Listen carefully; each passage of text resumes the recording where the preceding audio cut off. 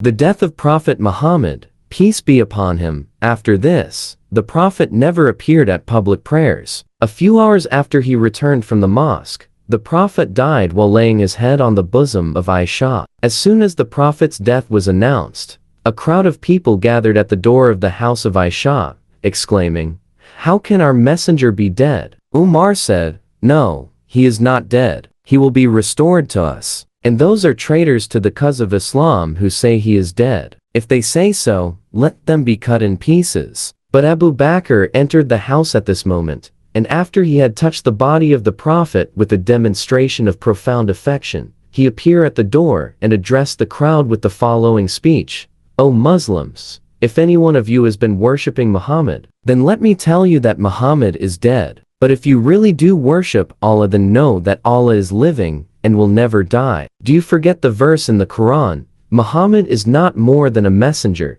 and indeed many messengers have passed away before him. If he dies or is killed, will you then turn your back on your heels as disbelievers? And he who turns back on his heels, not the least harm will he do to Allah, and Allah will give reward to those who are grateful." Upon hearing this speech of Abu Bakr, Omar acknowledged his error, and the crowd was satisfied and dispersed. Al-Abbas, the Prophet's uncle, presided at the preparation for the burial, and the body was duly washed and perfumed. There was some dispute between the Quraysh and the Ansars as to the place of burial. However, Abu Bakr settled the dispute by affirming that he had heard the Prophet say that a prophet should be buried at the very spot where he died. A grave was accordingly dug in the ground within the house of Aisha, and under the bed on which the Prophet died. In this grave the body was buried, and the usual rites were performed by those who were present. Thus ended the glorious life of that Prophet Muhammad. May the peace and blessings of Allah be upon him.